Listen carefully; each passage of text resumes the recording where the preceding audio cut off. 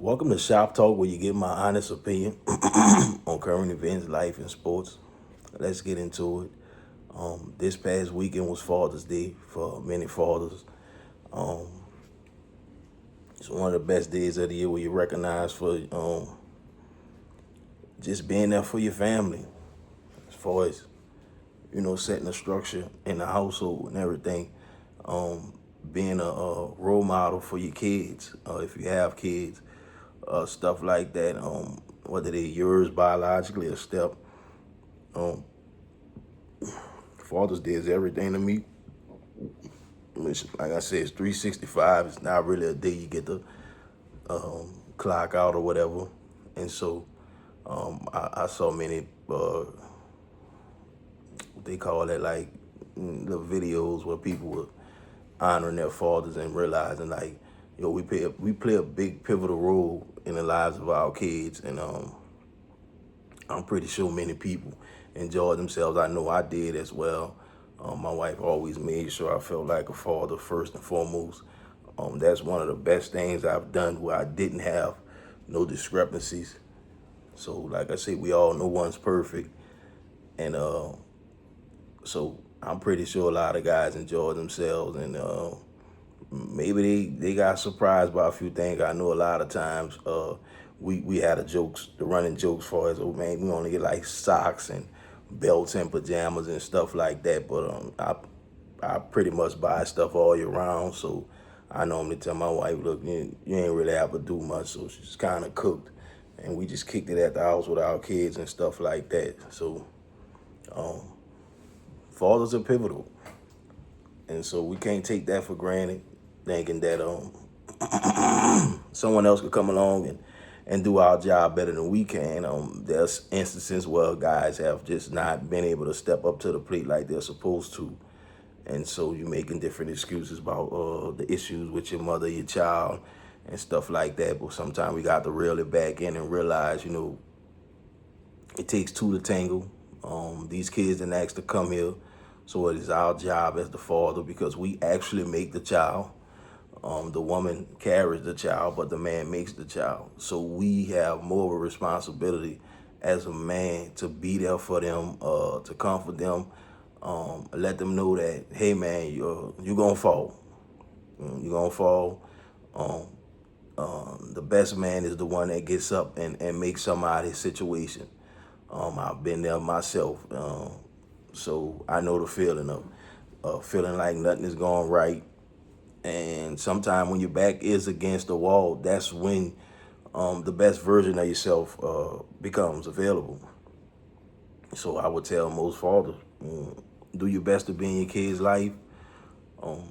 If you're in the household with them, make sure that they know that they're loved and protected. And, don't ever have your kids scared to come to you for any situation, because, at some point they're going to need some kind of advice.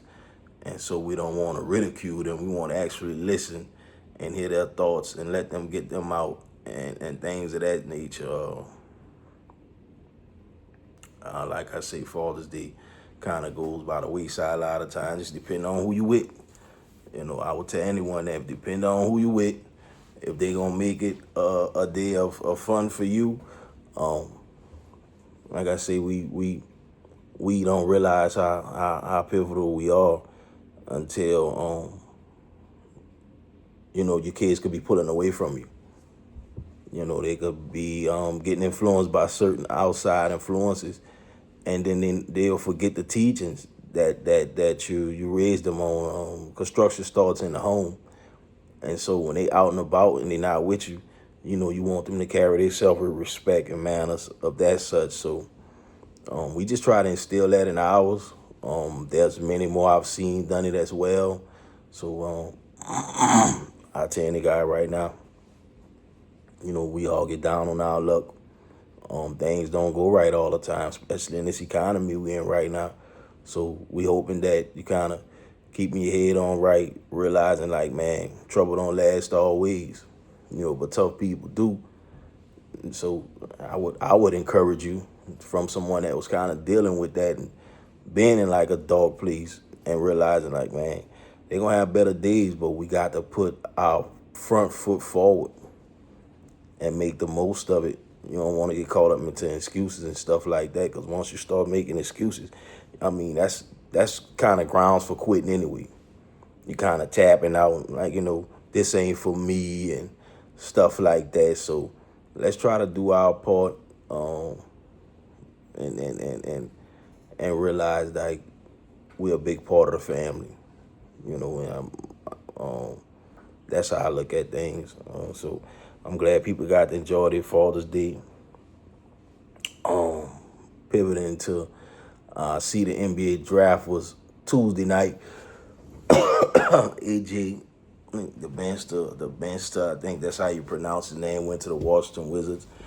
At the second pick, you had Darren Peterson. I see the comparisons, the Kobe, God bless Kobe. So I don't know if that's a fair comparison this early. I know he had some issues as far as at Kansas. I guess the guy, he felt like he was already ready for the NBA, so he would play some games. Some games he didn't. He would leave early. He would play the first half and stuff like that. So he went to the Utah Jazz. Say he got a top 5 shoe deal with Adidas. That's crazy because I happen to have on Adidas right now. But the draft, it seemed like it's becoming less interesting. I don't know, maybe it's me, maybe I'm overthinking, but I actually didn't know the draft was Tuesday. I happened to be scrolling on my phone and looking like, okay, the guy got picked number 1. I'm thinking the draft was gonna be yesterday and today or something, but it seemed as though it's becoming less interesting because it's like the owners only see the bottom line. They don't care if a guy gonna sit at the end of the bench on his rookie deal. They really don't care. It's just like I said, I think it was a video before, we only seen as cattle. There's really no ownership that looks like us. And so it's in the NFLs and the NBA. It's like wherever we at, the value is up. We all love sports. It was part of our favorite pastimes coming up. I played sports. I played basketball, played football, things of that nature. And so it's became a staple in the household, especially for as America and for as people that looks like me. And so it seemed as though, a lot of time we put more emphasis on being celebrities and entertainers and realize, they got real life consequences going on the ground zero. You think about the situation with Carmelo Anthony. I see he's hired a new super team that's filed his appeal and working on behalf of his family to see about getting him a new trial, because I mean it's so many technicalities with that case. But you think about it, most of the attorneys, I think 5 of them are black. And so, we need to see more of that, especially in the courtroom with these laws that's not on our side. So I was ecstatic to see that for him.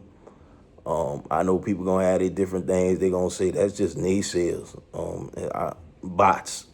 That's how I look at it. They all be bots. I deal with it a lot on social media. People just be saying things looking for attention. So a lot of times I just block them because I know me. I'm gonna get the community note. I go evil. So it don't make no sense to go back and forth with a bot. And if they are a real person, most of the time they had it page private, so well, you really can't see them or whatever, So it's just people just full of negativity. That's what people wake up to. They wake up to it. They go to sleep. That's how they I guess that's they way of coping with things.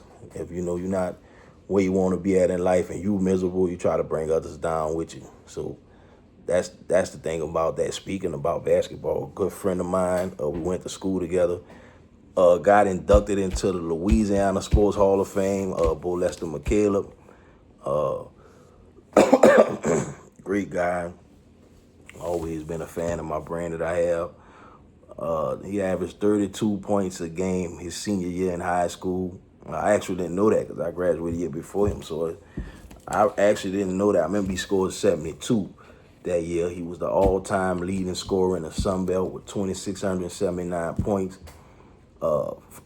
First in steals, that's 250. He was sixth in assists, that's 378. I see where he was defensive player there in 2007, 2008, and 2006 to 2007 he led the nation in scoring. So I'm glad he getting his flowers. I actually was in the club 2 years ago speaking with a good friend of ours, and he was saying how he was somebody else was better. I'm like, they don't realize he was different when we was in elementary. I went to Murray Henderson. He went to McDonald 32. He's always been different, and through his whole life, he's always just got better and better and better. I think he wound up going overseas, dominating over there one time. He was giving NBA players hell on the court. So, I mean, I'm not shocked to see this. He actually went in the Hall of Fame with Eli and Peyton Manning and some other guys. So, I mean, that accolade definitely deserves to be celebrated. He's always been kind of private to himself. So when you see certain accolades like that for a guy like him with his stature, like, you know, that should be applauded. He's actually giving the youth hope in New Orleans and places like that to realize, like, man, I made it. I reached back, trying to grab a few of you if I can. And hopefully he's steering him in the right direction. I know you have basketball camps he's always working with guys with private workouts and stuff like that. So I'm just glad that he getting his flowers. The University of New Orleans is where he went to college at. They just retired his jersey last year. I see the guy's name on the court and everything. I'm like, that's just a different type of person. When, you know, at one point, you know, black people couldn't go to UNO. And so you see stuff like that and realize, like, making strides is better than what it used to be. But, I mean, we know what we living at, so we can't be surprised by certain things. But just wanted to make sure he get his flowers. Trade this morning, I saw LaMelo Ball going to the Wolves. I think he got 2 or 3 first-round picks, if I'm not mistaken. And so I don't know what Minnesota's really doing as far as with Anthony Edwards. Because to me, yeah, he needs another scorer. But I would have kind of kept the team I had. I know you still got McDaniels and Rudy Gobert. So maybe that's what they need. I know they needed kind of another playmaker that could really score. And Anthony could play off the ball as well. So hopefully that trade works out for them. I see the Lakers locked up Austin Reeves yesterday. I think it was 4 years, 185. So I'm glad these guys getting their bag. I mean, he deserved it. Austin Reeves been balling for the last 3 years. He's definitely deserving of his contract. I don't know what they're gonna do with LeBron. We don't know if he's retiring or something like that. But given Reeves that kind of bag, they actually looking forward to asking him to take a pay cut. I can't see it. LeBron was actually playing out his mind to be 41 years old. I mean, he kind of was running the flow like he was still in his 20s to me. And so I can't see a guy like that taking a pay cut. I mean, you don't ask guys like LeBron to take pay cuts. Giannis went to the Heat the other day. They kind of gutted the team, though. I'm shocked.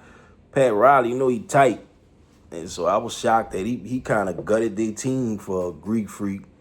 And so you kind of got rid of one of your shooters in Tyler Hero. So maybe they got something up their sleeve. Maybe they're going to try to make a run for LeBron. I don't know. Maybe they might try to make a run at Ja Morant. But we'll see what the NBA season has in store. So I think it's going to be interesting. You had the draft the other night. I think free agency starts next month, if I'm not mistaken. So you're going to have some guys on the move, and you're going to have some guys get life-changing money. So I'm glad to see that for those guys. Hopefully they do well with their money and everything for it. The finance going, because it seemed like the 30 for 30 be sad to see. You know, keep people kind of just squander all with their finances and stuff like that. So hopefully, you know, eventually them guys will do better with their finances and stuff like that. Because I saw an interview with Lou Will. He was a veteran, one of the best six men of all time. He was saying, like in under 5 years, a lot of them guys be kind of back to square eight. So you kind of play, you play a game since you was a child, and then you come along, you get drafted, you get all kinds of money most families never seen before. And so the whole time you got to rely between taxes and just frivolous spending and stuff like that. About time they out the league, they kind of back to square eight, you know. And so, you know, a person will be looking for those analyst jobs like that to kind of keep it going and stuff like that. So hopefully, you know, we start seeing a resurgence of guys where they start saying, no, we're going to take financial literacy for real. Because we know this money here, it won't last forever if I just spend it like it's going to last forever. And so I'm hoping to see where they kind of tighten up on things like that, where guys are actually being able to create generational wealth, because we know they've stolen a lot of wealth for generations. So when you think about it, well, people will say, okay, well, how you not leaving nothing behind? I mean, between a job and like insurance or whatever, it's like we're all being scammed anyway. So it's kind of hard to leave something for your kids. So even when you get a life insurance policy, yeah, that's good. But if that get in the hands of the wrong person and you not here no more, you get, now if you get superseded by a spouse or something that's trustworthy with money, yeah, it'll go well. But people want to live prosperous while they're still living. You know, I hate that they just kind of push, oh, get your policy, get your policy. It's like, okay, they making it hard for people to even borrow against the policy. That's how you know everything is a scam. They want to take from us, but when we need something, all of a sudden the system don't work. And so I'm hoping that some things change. I saw the other night, Mondami, all his endorsed candidates won by landslides. So, like I've said in earlier videos, the progressive movement is here to stay, but the whole state of politics has to be changed. Nothing is affordable. Nothing. I saw where they voted on the war resolution for them to get the troops out of Iran. Only thing is putting a plan together and getting them out of there. You know, dealing with a deranged pedophile who's terminally ill. They not being truthful about a lot of things, and so that's the thing about it. I saw last week, Obama Presidential Library was open. A lot of prestigious blacks. I think it was monumental. What Obama is doing. That's groundbreaking to me. Well, you actually want to see the next generation do well as you did. You know, so it's all about reaching back and being thankful that you're in a position that you're in. And so I like what he was doing. They had a lot of people there that we all like fans of, and everyone was in awe. You know, nobody was out there with no rhetoric and all that stuff there. Cause like I said, the bickering, the division, and all that. I mean, people kind of seeing through it now. We still have a lot of people they never gonna wake up. But now you seeing certain communities being affected by it, and it's like, man, you know, this is why we try to tell y'all certain things. We've been dealing with them for over centuries, and so if anybody gonna listen, if you're gonna listen to anybody, you should listen to us. And so I was glad to see that for Obama, he and his wife and his kids, his contemporaries that he was in politics with. I think they still keep in contact with a lot of them who worked in the administration. So just hoping that America is changing for the better. I mean, I saw where they banning these CEOs from owning more than 350 houses at one time. Like, you don't think that's insane? They was trying to get it down to 10, but they complained. So how you get it? You was trying to get down to 10, but y'all own 350, which BlackRock bought 500,000 houses in the pandemic. So The only way you're gonna get affordable housing, you got to get the people that's owning everything with all the wealth. They got to start selling stuff off. Because man, y'all don't want to see nobody doing well, and poverty is becoming worse and worse. So hopefully, with the progressive movement and a lot of things being changed, you're gonna have to find a way to have a solution for credit and for stuff like that, because everybody credit is shot with every people losing jobs every day. So you're gonna have to do something about credit. You're gonna have to give away another stimulus. So America got a lot that has to be done. I hate to hear about 2 years from now and all that stuff there. Minimum wage should be at least $30 an hour. There's policies that has to happen for America to move into the right direction. You can't, you're scamming people with everything. Insurance, cell phone, everything. All the bills is just so high. Then you got mortgages and you got rent. It's just people in overdrive all the time. You're in survival mode. There's really hardly no ownership. Yeah, that's hardly no ownership. It's just for the people that's at the top, or just rich and wealthy. You very seldom see someone ownership, and it's not like it's far fetched, but it's rare. And even then, you still have another obstacle because you got property taxes. So it's like it's a never ending door for getting money from the American citizens. And so, you can't keep taking the AIPAC money. We can't keep sending money to Israel and stuff like that. It's not getting better for people. It's really not. It's not getting better for people. So some kind of change has to come. I know we've been hearing songs about it for years. And so a real change has to come in American politics. So I just wanted to tap in with people. A lot of weeks, just don't feel like doing it. I'm really not putting expectations on anything. Just doing something that I love to do, that I've always done. And so just getting a lot of feedback and stuff like that. But like, follow, and subscribe on YouTube at Shop Talk 84. On Instagram, that's contact_CEO. That's KONTACK_CEO. On X as well, it's Contact CEO. That's KONTACK Until next time, man. We gonna hold on to the everlasting arms. My grandma used to always say that when we was kids. And so it's a lot we don't know, but a lot will be revealed, and we're gonna keep on moving on. Don't listen to the end of the world people. Don't them people, because you can't see a world where y'all not in control. We understand. And so going forward, just have compassion for one another. I always say that, because you don't ever know what someone going through. Everybody finances kind of like on survival mode. And so we the best we could do with one another is be cordial, mannerful, respectful, and realize we all dealing with something. Until next week,